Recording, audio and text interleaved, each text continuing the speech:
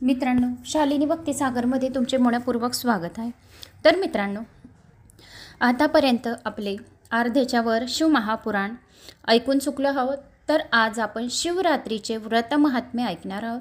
तर मित्रांनो, कोणी नवीन असेल चॅनलला तर सबस्क्राइब करून घ्या, ऑलवर क्लिक करा आणि जास्तीत जास्त जणांना शेअर करा। तर मित्रांनो, तुमची कमेंट्स आली होती की ताई, त्रिपुंडी भस्म कसे लावावे या कसे बनवावे, तर हे त्रिपुंडी भस्म आम्हाला मिळेल कुठे? तर त्रिपुंडी भस्म मीने देवी पुराणात पण वर्णन आलेलं होतं, तर तो पण व्हिडिओ मीने टाकला। आणि शिवमहापुराणमध्ये बी त्रिपुंडी भस्माचं व्हिडिओ 1-2 येऊन गेले। वारंवार बी खूप साऱ्या व्हिडिओमध्ये मी त्रिपुंडी भस्म सांगतच राहते की त्रिपुंडी भस्म कसे धारण करावे, त्रिपुंडी भस्म कसे बनवावे, त्रिपुंडी भस्म कसे लावावे। तर हे 3 प्रकारचे मी तुम्हाला सांगितले आहे। तर तरी पण आता परत सांगते, त्रिपुंडी भस्म तुम्ही घरच्या घरी बनवू शकणार। त्रिपुंडी भस्म कशी बनवतात? तुम्ही 2 अगरबत्त्या लावा या 5 अगरबत्त्या लावा, त्या डिशमध्ये लावा आणि ती जी रक्षा पडेल, जी राख पडेल, ती डबीत तुम्ही जमा करा आणि ती महादेवाला भस्म म्हणून, त्रिपुंडी भस्म म्हणून वाहू शकता। ती राख तुम्ही आपल्या कपाळी त्रिपुंडी भस्म म्हणून लावू शकता। शिवाच्या नावाने काही पण लावलं, कोणत्याही देवाच्या नावाने आपण रक्षा लावली म्हणजे ती त्या देवाची होते। तर अशा प्रकारे तुम्हाला त्रिपुंडी भस्म लावायचे। आणि जर तुमच्याजवळ बेलचं जे फळ असेल ते जर आता मिळालं असेल उन्हाळ्यात, तर त्या बेलच्या फळाला जो मधला गुद्दा असतो तो काढून घ्या, त्याला सुकवून घ्या। गाईच्या गौरींवर तो गुद्दा बेलाच्या फळाचा जाळून घ्या एका भांड्यामध्ये। जाळल्यानंतर त्याला बारीक कपड्याने या चाळणीने गाळून घ्या आणि तो बेलाचा गुद्दा गौरीच्या गाईच्या जे गौऱ्या येतात त्या शेणाने, तर त्या गौऱ्यांबरोबर तुम्ही तो गुद्दा जाळला असेल तर त्याला बारीक कपड्याने गाळून घ्या छान, आणि बारीक झालेला असेल तर तो तुम्ही एका डब्बीत बनवू शकता। तर शिवभस्म तुम्ही असे घरच्या घरी हे सुद्धा बनवू शकतात। बेलाच्या फळाचा, बेलाचं जे अख्खं फळ येतं त्याचा मधला गुद्दा, करवंटी नाही, फक्त मधला गुद्दा तुम्हाला जाळायचा आहे। माझ्याजवळ 3-4 बेल सुकलेले म्हणजे शिल्लक आहेत माझ्याजवळ उरलेले, पण मला वेळ मिळत नाही जाळायला। जर मी ज्या वेळेस जाळेल त्यावेळेस तुम्हाला दाखवेल की हे बेलाचा गुद्दा मी सुकून ठेवलेला आहे। 4-6 महिने झाले एका डब्यात ठेवून दिले व्यवस्थित सेफमध्ये, की जेणेकरून मासिक पाळी वगैरे या काही राहिलं, इर्दी सुतक त्याचा हात न लागे म्हणून एका साईडला एका डब्यात वरती ठेवून दिलेलं आहे छान। कारण की शिवाला हे एकदम नियम असतात, तर असं लाग जे म्हणतो आपण तर ते चालत नाही शिवाला। म्हणून ज्या वेळेस मी बेलपत्रीचा मधला गुद्दा गाईच्या गौऱ्यांच्या शेणांवर तो कापूर वगैरे टाकून, लोंगा टाकून जाळेल आणि जाळल्यानंतर त्याला बारीक कपड्याने गाळून घेईल, या चाळणीने गाळून घेईल आणि ती एका डबीत भरून शिवाला रोज भस्म म्हणून अर्पण करेल। तर अशी ही शिवभस्म आहे। तर तुम्ही अशी ही भस्म 2 प्रकारची करू शकतात, एक अगरबत्तीच्या राखेची, एक आहे बेलाच्या फळाची। आणि तिसरी गोष्ट म्हणजे तुम्हाला जर शिवाची भस्म पाहिजे आहे तर जिथं पूजा पाठचा सर्व सामान मिळतो तिथं त्याला सांगायचं की शिवभस्म आम्हाला पाहिजे, तो बरोबर भस्माची पुडी तुम्हाला 10 रुपयाला मिळते, तर ती काढून देईल। आता आपण ह्या शिवरात्री व्रत महात्म्याला सुरुवात करूया। तर मित्रांनो, कोणी नवीन असेल तर चॅनलला लाईक करून घ्या, सबस्क्राइब करा आणि जास्तीत जास्त जणांना पण शेअर करा। 11 जणांना बी शेअर केलं तरी पण ते पुण्य तुम्हालाच मिळेल आणि ते सुद्धा एवढं छान शिवमहापुराण श्रवण करतील। श्री गणेशाय नमो नमः। शालिनी भक्तिसागर कथा हे पण माझं चॅनल आहे, त्या चॅनलचं टायमिंग दुपारी 12 वाजता आहे, शालिनी भक्तिसागर कथा।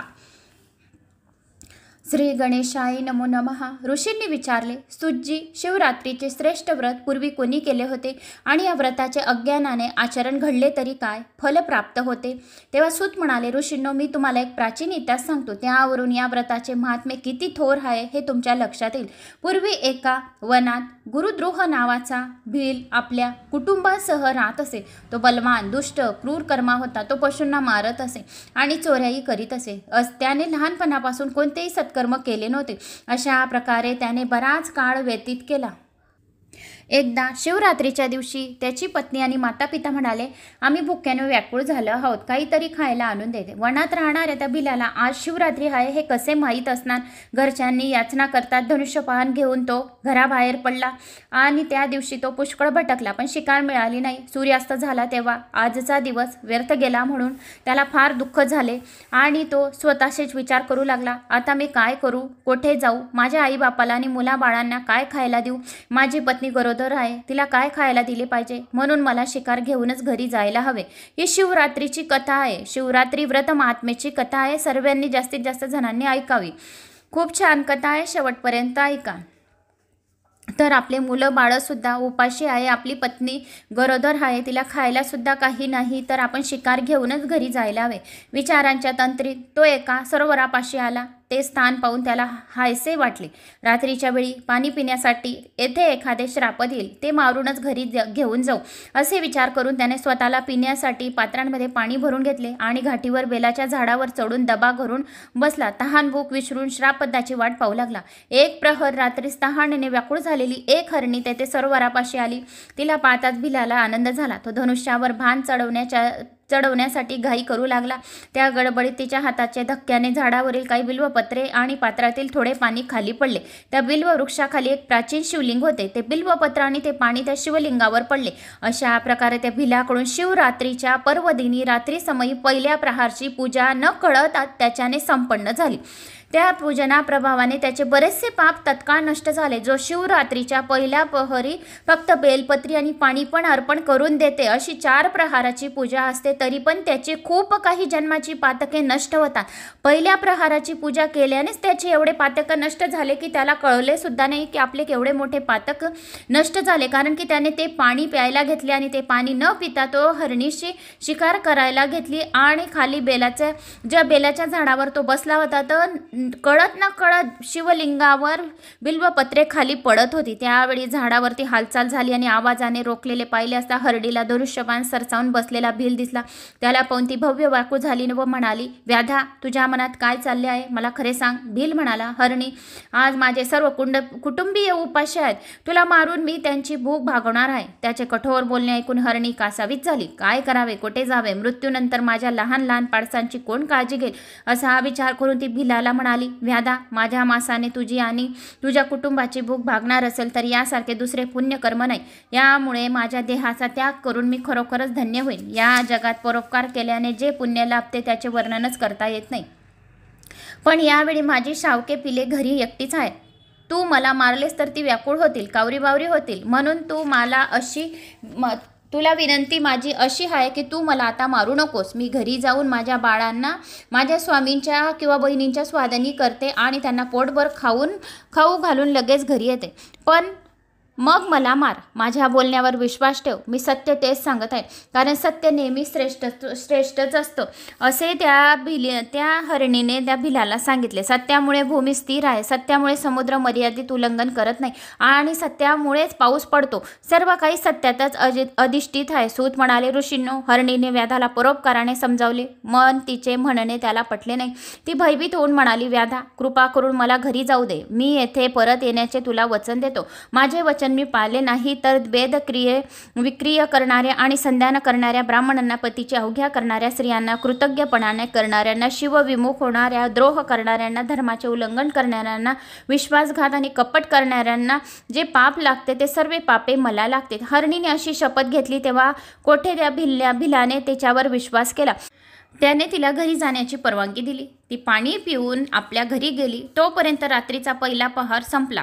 तो भील जागरण करत दुसऱ्या सावजाची वाट पाहू लागला. थोड्या वेळाने त्याची हरणीची धाकटी बहीण तिचा शोध घेत पाणी पिण्यासाठी त्या सरोवरावर आली. तिला पाहताच भिलाला आनंद झाला. त्याने धनुष्यावर बाण चढवून नेम धरला. तेव्हा त्याच्या हाताच्या धक्क्याने पुन्हा काही बिल्वपत्रे व पात्रातील पाणी खाली पडला. त्यामुळे त्याच्याकडून न कळत दुसऱ्या प्रहाराचेही शिवपूजन झाले. त्या हालचालीने हरणीचे लक्ष वेधले. एक व्याध आपला वध करण्यासाठी झाडावर दबा धरून बसला आहे ते पाहून तिचा थरकाप उडाला. तिने व्याध आपला वध करण्यासाठी झाडावर बसला आहे म्हणून ती थरथर कापू लागली. तिने विचारले, व्याधा, तू काय करत आहेस? तो म्हणाला, मी घरी माझे कुटुंबीय भुकेने व्याकुळ झाले आहेत.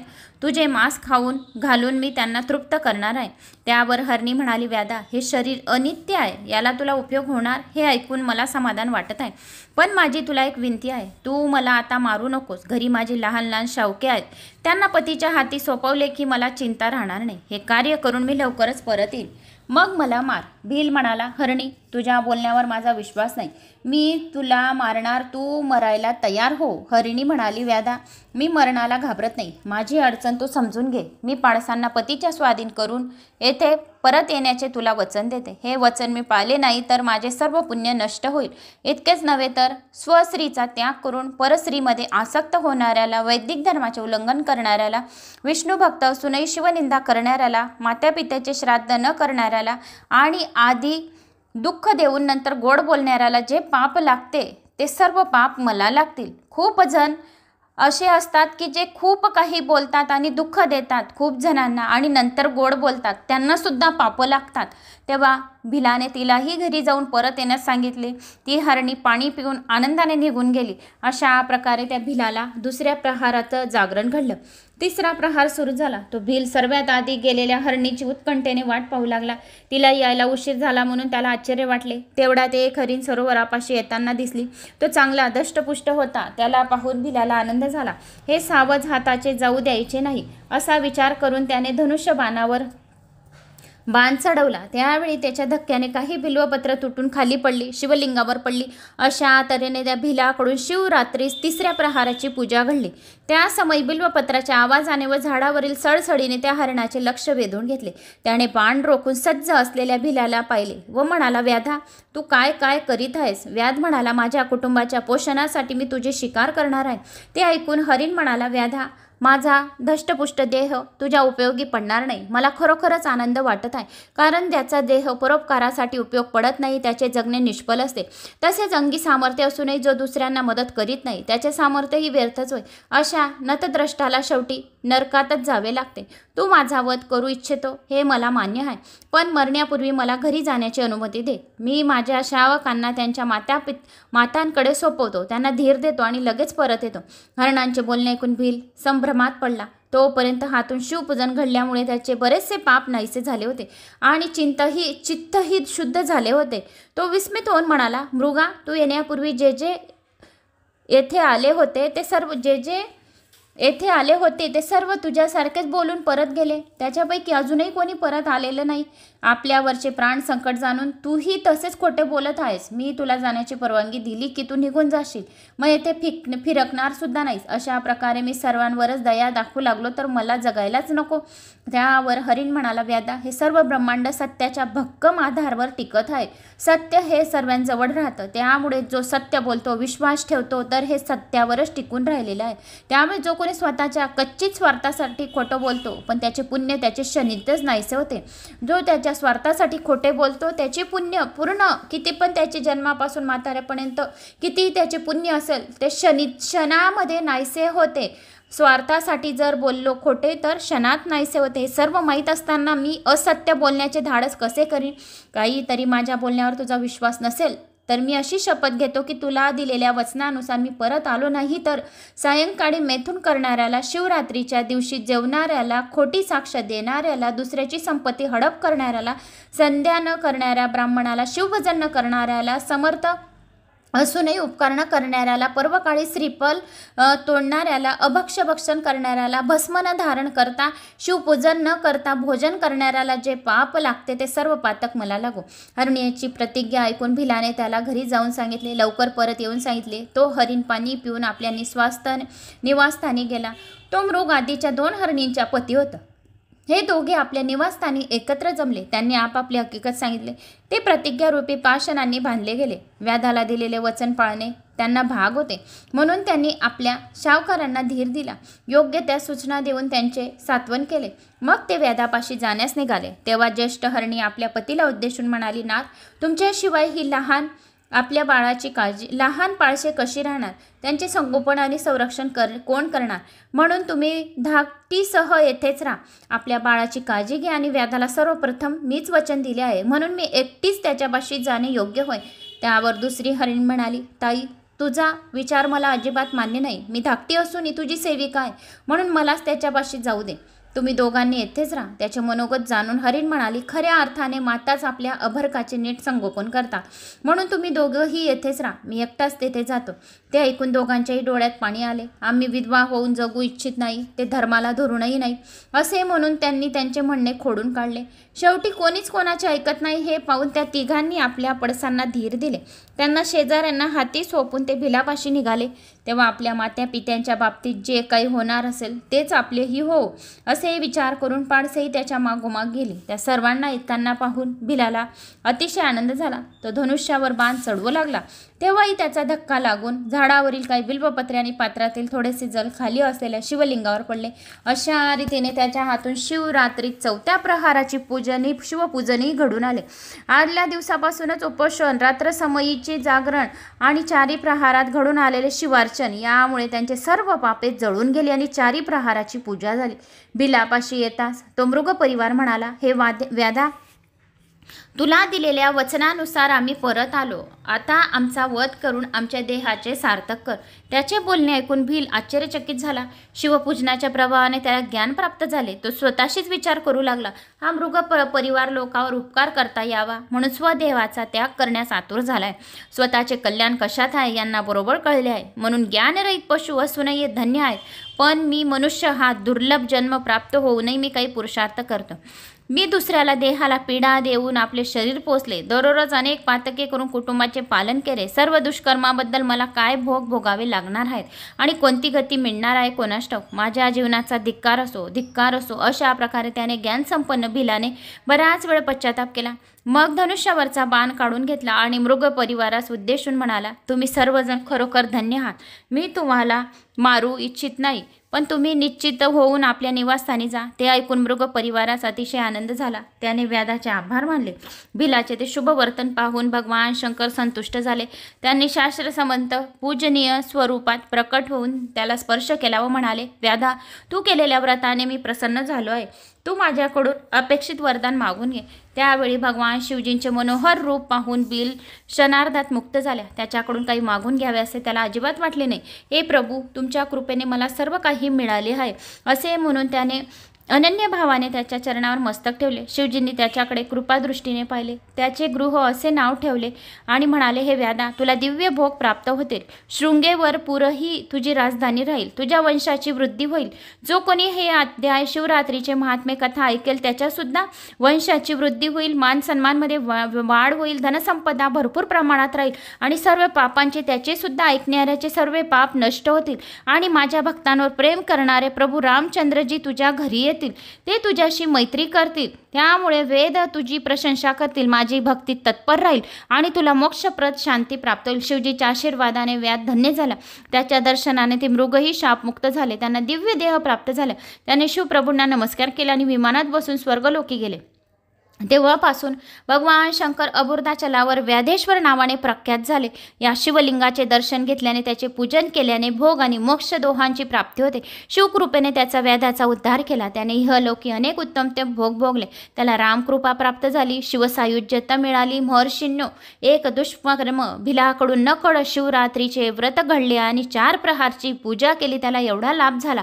मग एखाद्याने व्रताचे भक्तिभावाने निस्ते आचरण केले, या त्याच्या मुखाचे दर्शन बी केले, त्याला सुद्धा सर्व शिव महापुराणाच्या पुण्यफळाची प्राप्ती होईल आणि तरी सुद्धा त्याची पापे नाहीसे होईल. तर त्याला किती लाभ होईल. जो शिवभक्त आहे आणि भक्तिभावाने आचरण केले तर त्याला किती लाभ होईल याविषयी कोणी काय बोलावे. पूर्वसूरींनी या धर्माचा आणि शास्त्राचा नीट विचार करून शिवरात्री व्रत हे परम कल्याणाचे सर्वोत्कृष्ट साधन म्हणून सांगितले गेले आहे. या जगात पुण्यकारक व कल्याणप्रद अशी अनेक तीर्थे आहेत, व्रते, दाने आहेत, यज्ञ, याग, जप, दपादी, सत्कर्म. शिवरात्री व्रताशी त्यांची तुलना होऊच शकत नाही. हे व्रत सर्व साधनांचा राजा आहे. यांना व्रतराज असे म्हणतात. म्हणून महाशिवरात्री आणि शिवरात्री हे खूप महत्त्वाचे व्रत आहे. म्हणून ज्या कोणाला स्वतःचे हित साधून घ्यायचे या व्रताचे अवश्य आचरण करावे. तर हे महाशिवरात्रीच्या व्रताचे महात्म्य होते. महाशिवरात्रीच्या दिवशी 101 जर लिंग बनवले पार्थिव आणि त्याचे पूजन केले तर शिवशंभूचा आशीर्वाद प्राप्त होतो. महाशिवरात्रीच्या दिवशी उसाच्या रसाने जर आपण अभिषेक केला तर महालक्ष्मी आपल्यावर खूप प्रसन्न होते. महाशिवरात्रीच्या दिवशी 5 फुलांनी जर आपण अभिषेक केला आणि शिवलिंगावर 5 प्रकारचे फुलं जर वाहिले तर आपल्या सर्व प्रकारचे मनोरथ सिद्धीत जातात. महाशिवरात्रीच्या दिवशी लोंग अर्पण केल्याने लक्ष्मीचा आशीर्वाद राहतो. महाशिवरात्रीच्या दिवशी पानाचा विडा अर्पण केल्याने चारी पुरुषार्थाची प्राप्ती होते. महाशिवरात्रीच्या दिवशी आपण दुधाने अभिषेक केला, दयाने अभिषेक केला, मधाने अभिषेक केला, साक्षात शिव आपल्या हृदयात प्रवेश करून आपल्या सर्व सिद्धी प्राप्त करून देतात, चांगले ज्ञान प्राप्त करून देतात, धन यश कीर्ती वाढवून देतात. म्हणून महाशिवरात्री हे व्रत अत्यंत महत्त्वाचे. आणि महाशिवरात्रीच्या दिवशी नुसतं एक बेलपत्र सुद्धा आपण शिवलिंगावर वाहिले तरी पण त्याचं महिमा खूप आगाध आहे. तर हजारो वर्ष आपण जेवढी पूजा पाठ केली असेल तेवढी आपली हजारो वर्ष 7 पिढ्यांची पूजा पाठ संपूर्ण एका महाशिवरात्रीच्या दिवशी एका शिवलिंगावर एक बिल्वपत्र अर्पण केल्याचे पुण्य आपल्याला संपूर्ण 7 पिढ्यांपर्यंत उद्धारून जातो. आणि आपले 71 पिढ्यांपर्यंत आपले वंश कधीच कोणी निपुत्रिक राहत नाही, दारिद्र्य राहत नाही, दुःख यातना त्याला सोसाव्या लागत नाही, त्याच्या पिढ्यामध्ये कधीही यमदूत त्याला हात लावत नाही, शिवलोकाचीच प्राप्ती होते असे या शिव महापुराणमध्ये सांगितलेले आहे. तर महाशिवरात्रीच्या दिवशी जर कोणी शिवलिंगावर श्रीफल अर्पण करतो तरी सुद्धा त्याच्या सर्व इच्छा कामना पूर्ण करतात. महाशिवरात्रीच्या दिवशी शिव चौकटावर एक दिवा, शिवलिंगाजवळ एक दिवा, आपल्या घराच्या दरवाजावर मुख्य दरवाजावर एक दिवा तर असा लावला तर साक्षात शिव आपल्या घरी शिवगणासहित 33 कोटी देवतासहित आपल्या घरी अवतरलेले राहतात आणि दुःख दारिद्र्य दूर करतात. शिवलिंगाजवळच 33 कोटी देव हमेशा विराजमान राहतात. म्हणून महाशिवरात्रीच्या दिवशी अशा 3 ठिकाणी दीप लावल्याने सुद्धा आपल्या जन्माचा उद्धार होऊन जातो. म्हणून या महाशिवरात्रीच्या दिवशी 3 ठिकाणी दीपदान अवश्य करावे. आता मुक्ती आणि भक्तीचे स्वरूप. ऋषी म्हणाले, सूजी तुमच्या मुखातून आम्ही मुक्ती आणि शब्द नेहमी ऐकत आलो आहोत, म्हणून मुक्ती ही जीवाची कोणती अवस्था आहे ते जाणून घेण्यास आम्हाला उत्सुक आहे, तरी याविषयी काही सांगा. सूत म्हणाले, महर्षीनो, मुक्ती ही अवस्था सांसारिक क्लेशाचे निवारण करून मनुष्याला परमानंद देणारी आहे. मुक्तीचे 4 प्रकार आहेत: सारूप्य मुक्ती, सालोक्य मुक्ती, सांपिप्य मुक्ती आणि सायुज्य मुक्ती. ब्रह्मदेवन विष्णू हे धर्म अर्थ काम प्राप्त करून देणारे आहेत. मोक्षरूपी चतुर्थ पुरुषार्थ केवळ शिवकृपेने साध्य होतो. ब्रह्मादिक देव 3 गुणांचे अधीश्वर आहेत, पण शिव महाप्रभू हे त्रिगुणांच्या प्रकृतीत आहे आणि जागृती आदी 4ही अवस्थांच्या पलीकडेच आहे. निर्विकार परब्रह्म आहेत, ज्ञानरूपी अविनाशी आहे, सर्व साक्षी सर्वेश्वर चतुर्भुत पुरुषार्थ प्राप्त करून देणारे आहेत. सर्वात श्रेष्ठ अशी कैवल्य मुक्ती प्रदान करणारे आहेत. ही 5वी मुक्ती मनुष्यासाठी फार दुर्लभ आहे. मी तुम्हाला तिची अर्थात कैवल्य अवस्थेची काही लक्षणे सांगते. ज्याच्यामुळे हे जग उत्पन्न होते, ज्याच्याद्वारे हे जगाचे पालन होते, अंती ज्याच्यामध्ये या जगाचा लय होतो आणि ज्या योग्य हा सर्व विस्तार झालेला त्याला मुनीश्वरांनी शिवस्वरूप असे संबोधले आहे. वेदामध्ये त्याचे सकल आणि निष्फल असे 2 प्रकार वर्णन करण्यात आले आहे. या शिवस्वरूपाला ब्रह्मदेव, श्रीहरी, कुमार, नारद, व्यासपुत्र, शुकदेव, श्रेष्ठ मुनीश्वर, देव, वेद आणि शास्त्र यापैकी कोणीही जाणू शकले नाही. शिवतत्व हे सत्वस्वरूप, ज्ञानस्वरूप, सच्चिदानंद स्वरूप, अनंत, निर्गुण, निराकार, अव्यय, अविनाशी, उपाधिरहित, शुद्ध आणि निरंजन आहे.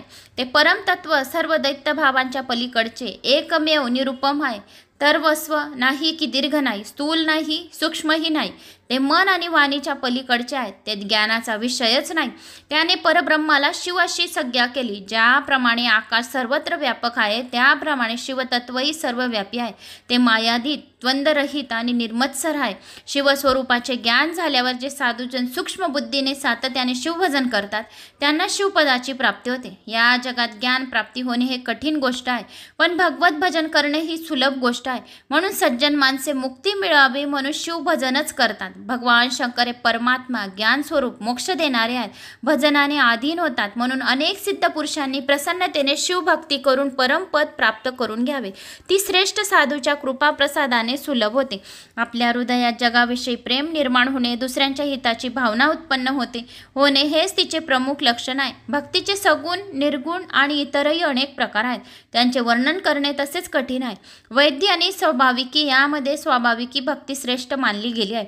नैष्टिकी आणि अनैष्टिकी यामध्ये अविवाहित असे अनेक भेद मानले गेलेले आहेत. नैष्टिकी आणि भक्ती 6 प्रकारची, अनैष्टिकी मात्र 1 प्रकारची. विद्वानांनी भक्तीमध्ये विवाहित आणि अविवाहित अनेक भेद सांगितले आहेत. त्यांच्या श्रवणांनी 9 अंगे आहेत. असो, भक्तीचे किती प्रकार असले तरी भगवान शिवजीच्या कृपेशिवाय ते साध्य होत नाही.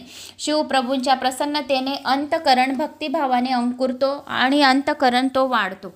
त्याचे ते सर्वोत्कृष्ट फल प्राप्त होते. भक्ती आणि ज्ञान भिन्न नाहीत असे शिवजींनी स्वतः सांगितले आहे. म्हणून त्यांच्यात भेद करू नये. भक्ती आणि ज्ञानामुळे साधकाला नेहमीच सुख मिळते. जो भक्तीला विरोध करतो त्याला कधीही ज्ञान प्राप्ती होत नाही. शिवजीची भक्ती केल्याने ज्ञानाचा लवकर उदय होतो. म्हणून त्याची भक्ती करणे आवश्यक आहे. मुनीश्वरांनो, तुम्ही मला मुक्तीविषयी विचारले म्हणून मी हे निरूपण केले. हे श्रवण करणारा मनुष्य सर्व पापांपासून निसंशय ही मुक्ती होतो, यात मुळीच शंका नाही. शिव, विष्णू, रुद्र आणि ब्रह्मा यांच्या स्वरूपाचे वर्णन. ऋषी म्हणाले, सुजी, शिव कोण आहेत, विष्णू कोण आहेत, रुद्र कोण आहेत, ब्रह्मदेव कोण आहेत, या सर्वांमध्ये निर्गुण कोण आहेत? कृपा करून या शंकेचे माझे निवारण करा. तेव्हा सूत म्हणाले, ऋषींनो, आदी सृष्टीमध्ये निर्गुण परमात्म्यापासून जे सगुण रूप प्रकट होतात किंवा उत्पन्न झाले आहेत ते शिव होत असे वेदांताच्या विद्वानाचे म्हणणे आहे. त्यांच्यापासून पुरुषसहित प्रकृती उत्पन्न झाली आहे. त्यांच्या समयी संपूर्ण विश्वात केवळ पाणीच होते. पुरुष आणि प्रकृतीने त्या पाण्यात स्थित राहून प्रदीर्घ काळ तप केले. ते स्थान काशी पंचक्रोशी म्हणून विख्यात झाले असून भगवान शिवजींना अतिशय प्रिय आहे. त्याच एक कारणावाद श्रीहरींनी योगमायेसहित शयन केले. नार म्हणजे पाणी, त्यात अयन निवासस्थान केल्यामुळे श्रीहरी नारायण नावाने विख्यात झाले आणि प्रकृतीला नारायणी संज्ञा प्राप्त झाली. श्रीहरीच्या नाभी कमळातून ज्याची उत्पत्ती झाली त्यांना ब्रह्मदेव म्हणतात. ब्रह्माजींना तपश्चर्या करून ज्यांचा साक्षात्कार झाला त्यांना विष्णू म्हटले जाते. ब्रह्मा आणि विष्णू यांचा वादविवाद मिटवण्यासाठी निर्गुण शिवजींनी जे स्तंभरूपी स्वरूप प्रकट केले त्याला महादेव म्हणतात. या महादेवांनी मी ब्रह्माजीच्या मस्तकातून प्रकट होईन असे सांगितले. आपल्या वचनाला अनुसरून लोक हितार्थ ब्रह्मललाटातून उत्पन्न झाले. शंभू, रुद्र नावाने प्रख्यात झाले. अशा प्रकारे परमात्मा शिवजी रूपरहित असून सर्वांना ध्यान चिंतन करणारे आहेत. रुद्र रूपाने साकार प्रकट झाले. ज्याप्रमाणे सुवर्ण आणि सुवर्णांचे दागिने यांचे तत्वही काही भेद करत नाही, त्याप्रमाणे त्रिगुणाच्या पलीकडचे असलेले शिवजी आणि सगुण रुद्र यात काहीही भेद नाही. ते दोघंही समान रूप समान कर्म करणारी आहेत. समान सेवनीय, भक्तांना उत्तम गती देणारी आहेत. नाना प्रकारच्या लीला करणारी आहेत. भयंकर पराक्रम करणारे रुद्रदेव हे सर्वार्थांना शिवरूपच आहेत. ब्रह्मदेव आणि विष्णू यांना सहाय्य करण्यासाठी तसेच भक्तांची कार्य सिद्ध करण्यासाठी ते उत्पन्न झाले आहेत. ही सृष्टी जशी उत्पन्न होते तशीच उलट क्रमाने लय पावते. पण रुद्रदेवाचे तसे नाही. सर्व प्राकृत प्राणी रुद्रांमध्ये विलीन होऊन लय पावतात. पण रुद्र विष्णू आदीमध्ये लय न पावता केवळ शिवातच लय पावतात असे श्रुतीचे सांगणे आहे. सर्व लोक रुद्रदेवाचे भजन करतात पण ते स्वतः कोणाचेच भजन करत नाही. भक्तवत्सल असल्यामुळे ते कधी कधी आपल्या भक्तांचेच चिंतन करतात. जे इतर देवांची भक्ती करतात ते त्या देवांमध्ये लय पावून प्रदीर्घ काळाने रुद्रात लय पावतात. पण जे रुद्रभक्त आहेत ते ताबडतोब शिव भावामध्ये जातात असा सनातन श्रुतीचा संदेश आहे. हे ब्राह्मणो, अज्ञान अनेक प्रकारचे आहे पण ज्ञान एका प्रकारचे आहे. या जगात ब्रह्मदेवापासून गवताच्या काडीपर्यंत सर्व शिवरूप आहे. हेच ते ज्ञान होय. त्यात अनेक तत्वाची कल्पना करणे चुकीचे आहे. सृष्टीच्या आरंभी, मध्य आणि अंती केवळ शिवच आहे. संपूर्ण विश्व शून्यमय झाल्यावर शिवजींचा सत्ता असते. म्हणून शिव चतुर्गुण आहेत असे म्हणतात. शिवजींनी भगवान विष्णूंना सर्व सनातन वेदाचा उपदेश केला. वर्ण मात्राधिकांचे ज्ञान दिले. आपले ध्यान व पूजन कसे करावे हे सांगितले. म्हणून त्यांना विद्यांचा ईशान आणि वेदांचा पती म्हणतात. ते सर्वांवर अनुग्रह करणारे, विश्वाची उत्पत्ती स्थित लय करणारे, निर्गुण आणि सर्व साक्षी आहेत. ते दुसऱ्यांसाठी कालाचे प्रमाण आहेत पण त्यांच्यासाठी कालाचे कोणतेही प्रमाण नाही. ते स्वतः महाकाल आहेत आणि महाकाली यांचे आश्रित आहेत. विद्वान ब्राह्मण रुद्रदेवांनी कालीला एक रूप मानतात. त्या दोघांच्या इच्छेने लीलनेच सर्व काही घडत आहे. शिवजींना उत्पन्न करणारा, त्याचे पालन करणारा, त्यांचा संहार करणारा कोणीही नाही. ते स्वतःचे कार्य कारण रूप आहेत, स्वतःच करतात. सर्वांचे आदी बीज आहेत. विष्णू आदी देवता त्यांच्या आज्ञेत राहून सर्व कामं नेमून दिलेली कार्य करतात. शिवजी एक असून अनेक तत्वास प्राप्त होतात, अनेक असून एक प्राप्त होतात. एक बीज बाहेर आल्यावर रुजते, वृक्ष आणि फळांमध्ये परिणित होऊन पुन्हा बीज भावात प्राप्त होते. त्याप्रमाणे शिवरूपी महेश्वर एकमेव असूनही सर्व वस्तूंच्या रूपाने अनेक झालेले आहेत. अर्थात अनेक रूप असूनही ते एकरूप आहेत. हे उत्तम शिवज्ञान तत्व सांगण्यात आले आहे. ज्ञानी मनुष्य हे जाणू शकतो, अन्य कोणीही जाणू शकत नाही. ज्ञान निरूपण. ऋषीसुतांना म्हणाले, हे महामुनी, जे जाणल्याने मनुष्याला शिवस्वरूपाची प्राप्ती होते ते शिवज्ञान म्हणजे काय? हे तसे शिवजी हेच सर्व काही आहेत का? सर्व वस्तू शिवस्वरूप आहेत का? हे कसे नीट समजवा आम्हाला की शिव काय करतात? शिवस्वरूप कसे आहे ते संपूर्ण आम्हाला समजावून सांगा. तेव्हा पौराणिकांमध्ये श्रेष्ठ असलेल्या सुतांनी शिवचरणाचे स्मरण केले व म्हणाले, ऋषींनो, शिवविषयक ज्ञान अत्यंत गोपनीय आहे, मोक्षपद आहे. संदर्भात मी जे काही ऐकले आहे तेच तुम्हाला सांगणार आहे. निरूपण लक्षपूर्वक ऐका. शौनक, नारद, कार्तिकेय, व्यास, कपिल मुनी यांनी सर्व शास्त्रे पाहून असा निर्णय केला आहे की संपूर्ण विश्व शिवमय आहे. शिवस्वरूपाची प्राप्ती होण्यासाठी विद्वानांनी त्यांचे निर्णयांचे तत्त्वांचे ज्ञानाने सतत अनुशीलन केले पाहिजे. ब्रह्मदेवापासून गवतापर्यंत दृष्टिगोचर होणारे सर्व जग विभुक्त प्रत्यास येत असले तरी ते शिवतत्वातूनच निर्माण झाले असल्यामुळे शिवस्वरूप आहेत हेच मुख्यत्व लक्षात आले. एवढे विराट विश्व निर्माण करून त्यांचे नियमन करण्याचे सामर्थ्य असल्यामुळे शिवजींना महादेव म्हटले जाते. त्यांना इच्छा होत्या तेव्हा ते विश्व निर्माण करतात. विश्वलीलेचा कंटाळा आला की ते विश्व क्रमाक्रमाने आपल्या सामावून घेतात. ते चित्त स्वरूप आहे. सर्व शुभ लक्षांनी युक्त, निर्लिप्त, परमश्रेष्ठ, परमब्रह्मा, परमात्मा आहेत. हे सर्व काही जाणतात, पण त्यांना मात्र कोणी जाणत नाही. पाण्यामध्ये अग्नीचे प्रतिबिंब दिसते म्हणून अग्नीचे पाण्यात प्रवेश केला आहे असे म्हणता येत नाही. त्याचप्रमाणे जगाची रचना करून त्यात अंतर्बाह्य अधिष्ठात असूनही शिवजी त्यापासून अगदी अलिप्त आहेत, दूर आहेत. त्यांचा त्यात प्रवेश नाही, तरीही प्रवेश असल्यासारखा वाटतो. हीच त्यांच्या मायेची मोठी किमया आहे. हे विश्व सर्वार्थाने शिवस्वरूप आहे, पण मनुष्याच्या बुद्धीला त्यातील विविधतेमुळे सर्वत्र भेदच प्रत्यात येतो आणि बुद्धिभेदालाच अज्ञान म्हणतात. तथापि जे ज्ञानी आहे, वेदांताचा अभ्यास करणारे आहे, ते विश्वातील अनेक तत्वात आहेत आणि परमात्मा शिव सर्वव्यापी आहेत. जड आणि चेतन या दोहांचे स्वामी आहेत. सर्वांचे कल्याण करणारे आहेत. ते जीवस्वरूपाने प्रत्येक प्राण्यांमध्ये, मात्रांमध्ये स्थित आहे. पण अज्ञानामुळे जीव शिवस्वरूप असूनही स्वतःला शिवजींपासून वेगळा मानला जातो. अविद्येचे निरसन झाले की ते शिवस्वरूप होतो, मुक्त होतो. स्वहितार्थात दक्ष असलेला जो विद्वान पुरुष वेदांत मार्गाचा आश्रय घेऊन शिवतत्वाचा साक्षात्कार व्हावा म्हणून प्रयत्नपूर्वक साधना करतो, त्याला साक्षात्कार रूपी फल अवश्य प्राप्त होते. शुष्क काष्टामध्ये अग्नी असतोच. जो त्याचे मंथन करतो तो त्याला प्रकट करून पाहतोच. त्याप्रमाणे जो विद्वान भक्ती आदी साधनांचा अवलंब करतो त्याला शिवजीचे दर्शन होते, यात संशय नाही.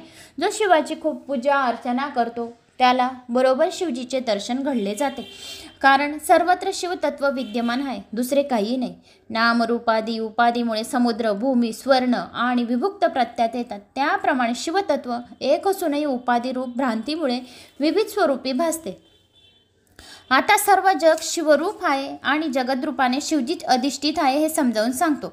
समुद्रावर लाटा येताच असतात. किनाऱ्यावरून बघणाऱ्याला त्या भिन्न वाटतात, पण समुद्र रूपच असतात. त्याप्रमाणे शिवतत्वातून उत्पन्न झालेले हे जग नामरूप गुणांनी भेदांनी भिन्न वाटले आहे.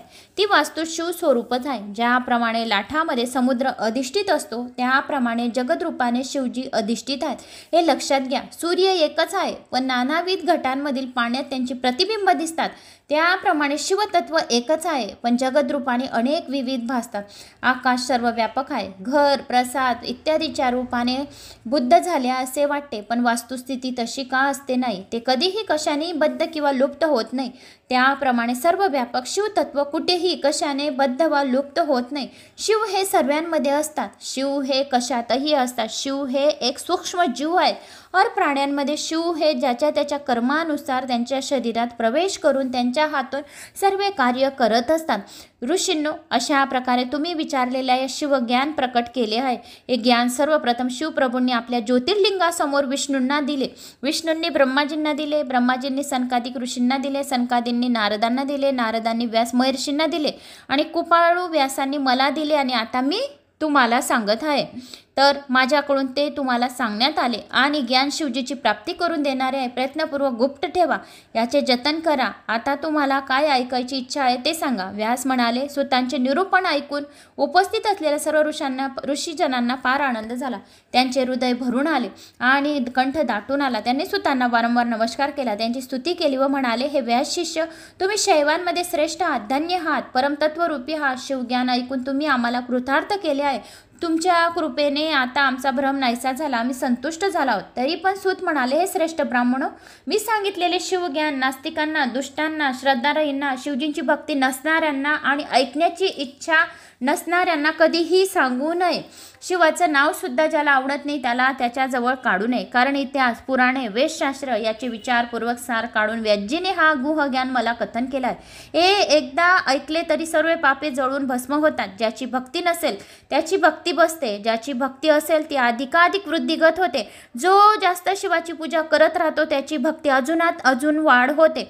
हे 2दा जर शिव महापुराण ऐकले तर त्याची सद्भक्ती प्राप्त होते. 3दा ऐकले तर मोक्ष मिळतो. म्हणून भोग आणि मोक्ष मुक्तीची इच्छा असणारे दिव्य शिव महापुराण पुन्हा पुन्हा श्रवण करावे. श्रवण करणाऱ्याला आणि विशेष फलकरिता यांचे 5 वेळा श्रवण पठण करावे. श्रद्धाळू भाविकाला आवर्तांनी अपेक्षित फल अवश्य करावे. आणि असे व्यासांचे वचन आहे. जो मनुष्य हे शिव महापुराण लक्षपूर्वक ऐकतो त्याला काहीही दुर्लभ नाही. त्याला सर्व सिद्धी प्राप्त होतात, सर्व इच्छा मनाच्या पूर्ण होतात.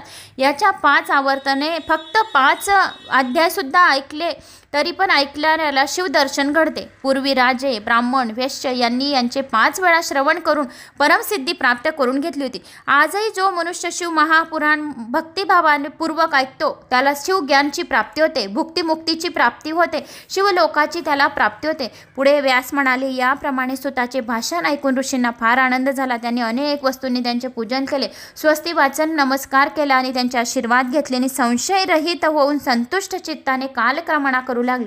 शिवभक्तांचा आनंद घेऊ लागले. उत्तम शिवज्ञान शिवजींना अतिशय प्रिय आहे. हे भुक्तिमुक्ती प्रद असून शिवभक्ती वाढवणारे आहे. शिव महापुराणातील कोटी रुद्र नावाची ही 4थी संहिता अतिशय पुण्यकारक असून मोठ्या आनंदाने तुम्हाला मी सांगितली आहे.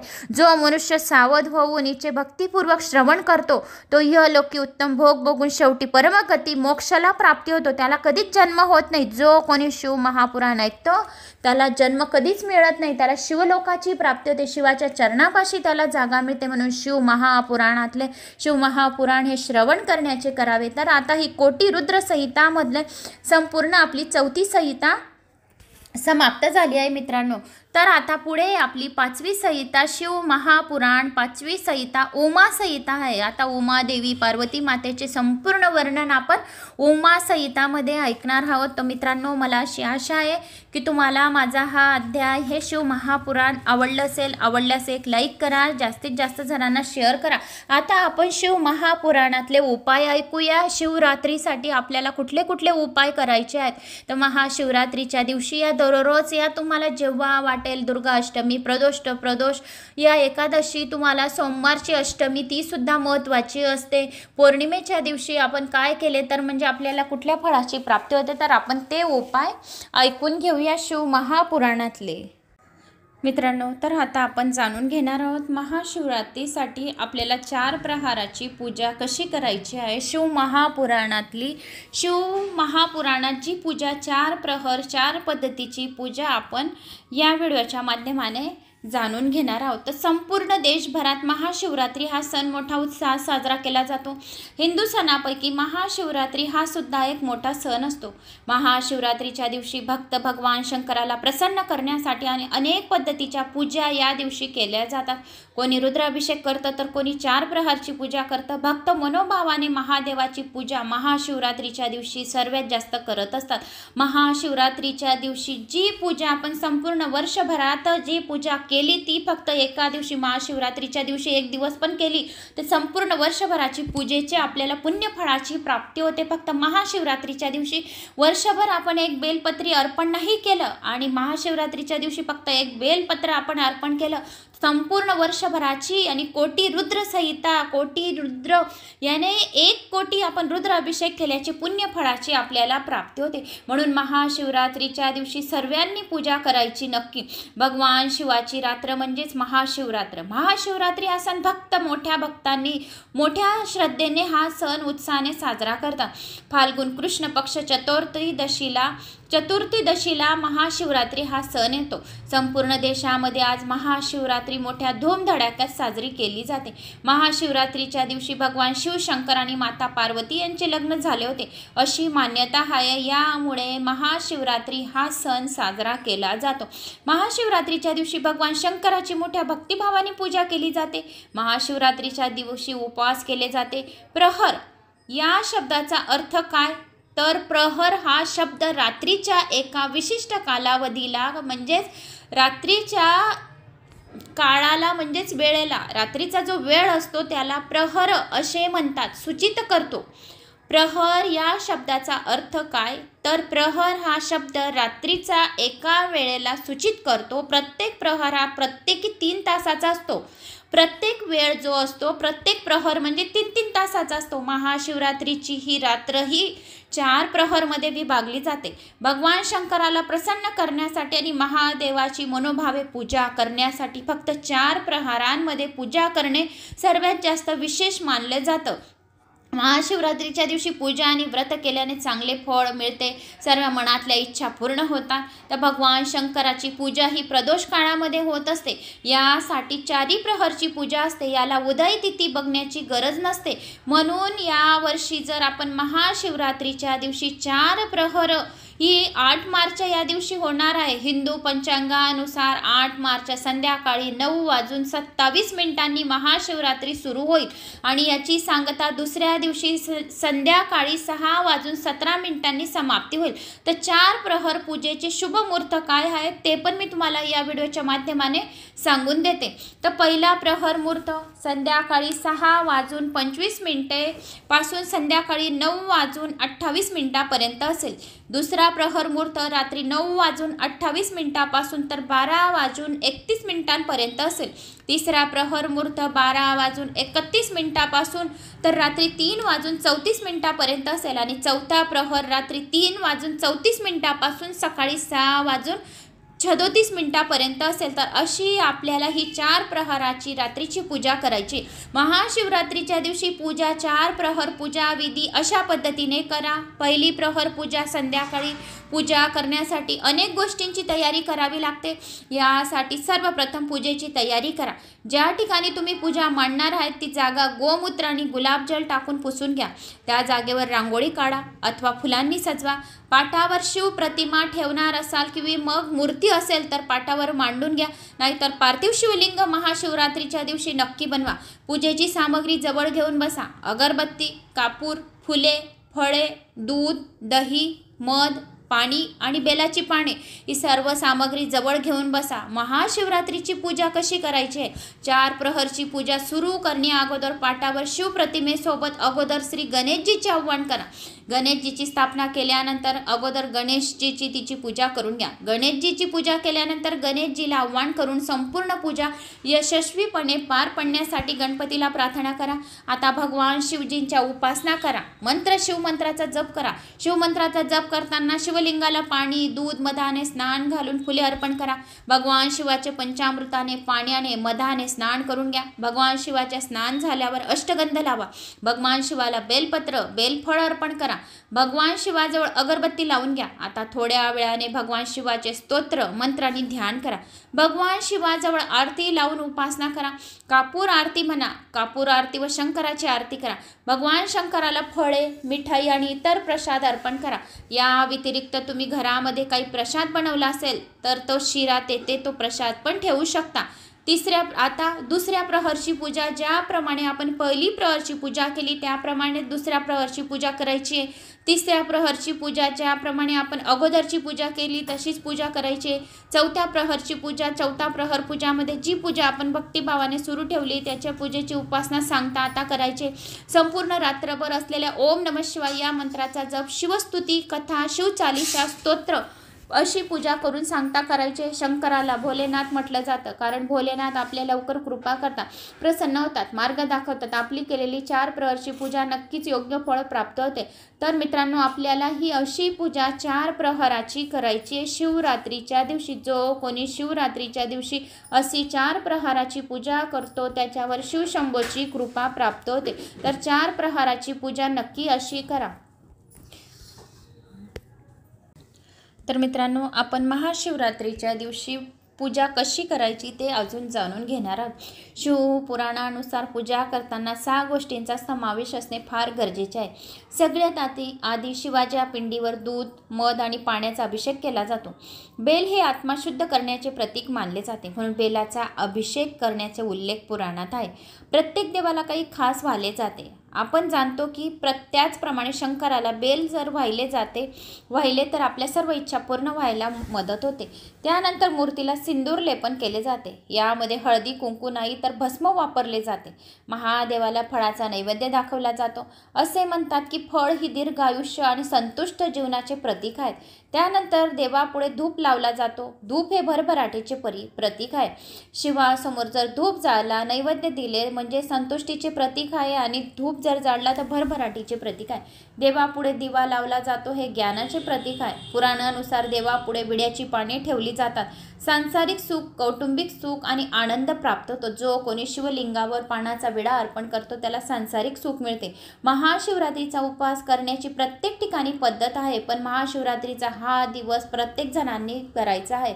तर महाशिवरात्री हा दिवस सर्वसाधारणपणे इतर उपवासाप्रमाणेच या दिवशी उपवासाचे पदार्थ खाल्ले जातात। म्हणजे तुम्ही फळं, वरीचा भात, शेंगदाण्याची आमटी, साबुदाण्याची खिचडी असे उपवासाचे पदार्थ खाऊ शकतात। असे म्हणतात की कुमारक्यांना चांगला नवरा मिळावा म्हणून उपवास महाशिवरात्री करतात। विवाहितांनी सुखी संसारासाठी हा उपवास करावा। मग आपण महाशिवरात्रीच्या दिवशी काय काय आपण अजून पूजा करू शकतात हे आपण जाणून घेऊया। मित्रांनो, व्हिडिओ आवडल्यास एक लाईक करा, चॅनलला सबस्क्राईब करा। कुठून कोणत्या गावाहून तुम्ही माझा हा व्हिडिओ ऐकत आहोत तर कमेंट्समध्ये नक्की करा। तुमच्या अशाच कमेंट्स येऊ द्या। तुमच्या खूप हजारो गावांच्या कमेंट्स येत आहे आणि तुमचे एक कमेंट्स माझ्या मनाला आत्मविश्वास देऊन जाते आणि दुसरा व्हिडिओ करायला मला प्रेरणा मिळते। तर झालेली सेवा शिवशंभूच्या चरणी रुजू करते। भेटूया अजून पुढच्या शिव महापुराणाच्या व्हिडिओमध्ये। जय श्री महाकाल।